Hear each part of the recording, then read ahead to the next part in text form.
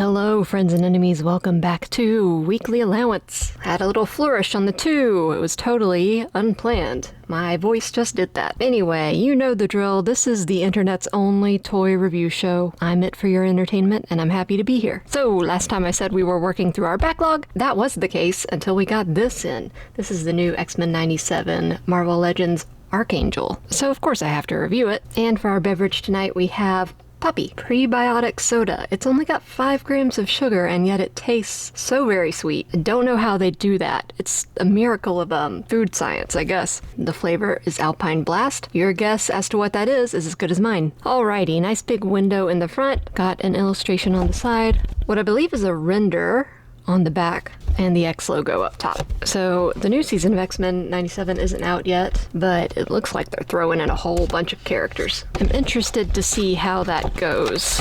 You'll often hear me say that I don't know much about an X-Men character because X-Men was never really my thing.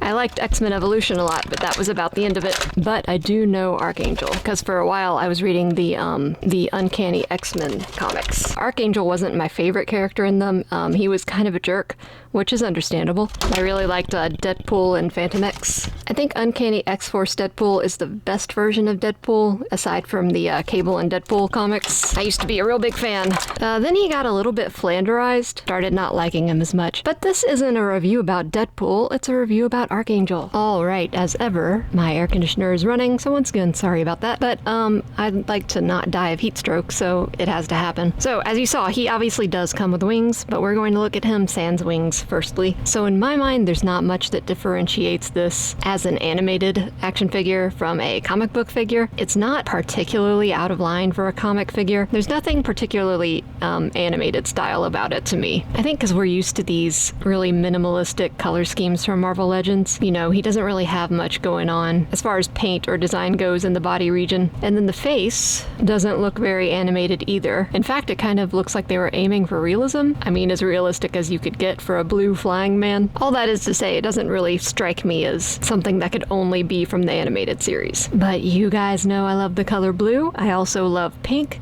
I love it when blue and pink mix together.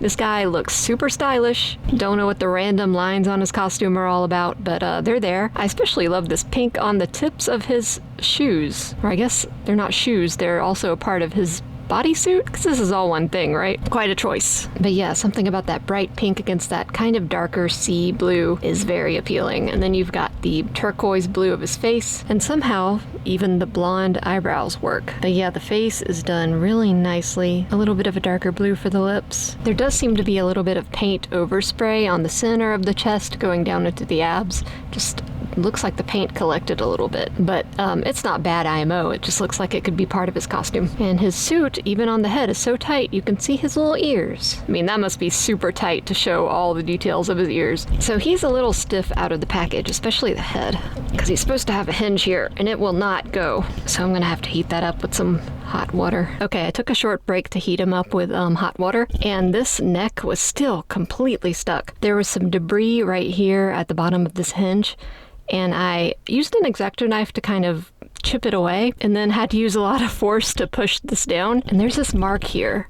It almost looks like they accidentally super glued it in place, or like the plastic got fused or something. But anyway, I got it to move. Now that it actually moves, you get a hinge joint for the neck. And then on top of that is just a ball. So of course, you get rotation with that. He moves buttery smooth now that he's very hot. Hinge on the arm, rotation there, bicep swivel, double elbow. He's got a crunch at the torso, and it looks really nice, actually. It's hard to tell where that cut is. It all blends in so nicely with the figure itself. These lines match up and kind of obscure it. Even in the back, you get a little bit of a gap if you push him too far forward, but it's not bad. In addition to that, he also gets a waist swivel. Of course, with stuff like that, the lines are going to start not lining up. Stuff like that isn't a problem for me personally. Leg up, out, not to the back too much. Thigh swivel, double knee. He's got a boot swiv. Ugh, I don't like that I called it that. Don't ever let me call it a boot swiv again. And hinge and rock on the ankles. Should be fun to play with. Especially nice that he can look up all the way. It does look awkward. He's got this kind of like extended Adam's apple right here, but he is a flying character, so it makes sense that he should be able to look forward or look up. I know that is a common complaint people have about flying characters not being able to do that. So he'll come with his wings disassembled, and it's your job to give him his wings. In addition to the normal wings, he's also got his folded up wings that are just going to plug into the back here. So that way, if you don't want the extended wings, like maybe you don't have too much shelf space, you can just have them like that. But if I have a winged character, I prefer the wings fully extended. So when you attach these, you can put this little piece on the back that kind of connects them all together. But I'm wondering if I don't even want that, because if you don't have that, you can kind of pivot the wings a little bit more, and like you can use them as like another set of legs to help him stand. So I don't know if I want this piece necessarily, but it does kind of look awkward in the back without it. But I do like being able to pivot these a little bit more. So for the wings without this little centerpiece thingy, you can pivot them up and down, and they also have a hinge that goes back and forth. And then there's this hinge, which rocks in and out. So you could kind of like fold him in on his own wings. They arc a bit forward more than his body stance, so I don't know, you might have to adjust it a little bit more. Twist these up. But I do like the idea of him being encased in his own metal wings. You can have them out more. You can have them fully extended, as it were. So yeah, some good possibilities with these wings. But like I said, they are a little bit unwieldy, so positioning him will take some effort. And if you're going to have him in a flying pose, it goes without saying that you're going to want a stand of some sort, or you could just tie some string to him and hang him from the ceiling. Far be it from me to tell you what to do with your Archangel. So he does come with a few other things. He comes with 2 extra hands. They're just like grasping hands. I was about to say relaxed, but these are not these are not the hands of a relaxed man. He'll come with an additional head portrait where he, I think, is supposed to be angry. It doesn't quite translate because his eyebrows still look the same. The only thing they changed is that his teeth are showing, and they're not even showing that much. It looks just kind of like he's talking, but it could pass as a determined battle face. And he also has this big gun, which is a really cool inclusion. It's a cool looking gun. It's big, it's hefty, it's rubbery, which is nice. So he comes equipped with a holding things hand, and then one of these grasping hands can be put on him to hold the body of the gun. It's mostly bare plastic, but there are some nice touches that provide some interest, and it's just a cool design. Let's see who we can compare him to. Here is a Marvel Legends Rogue, and they're from different series, obviously. They don't look like they match up 100%.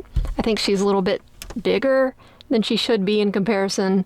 Her head is definitely bigger. Here is a Cosmic Legion from 4 Horsemen. This is Eularia Spear. They weirdly look good together. If Eularia wasn't happily married, I'd say that they could date. Here we have Psylocke. And finally, another winged man, Saint Michael. He almost blends in with Archangel's wings because they're both made out of metal, except Saint Michael's a little bit more tarnished. So yeah, that is the new X-Men 97 Marvel Legends Archangel.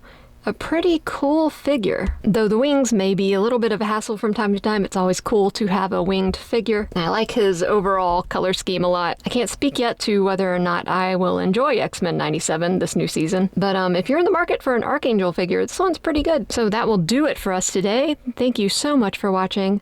Likes and subscribes are very much appreciated. Comments are more than welcome. And I'll see you guys on the next one.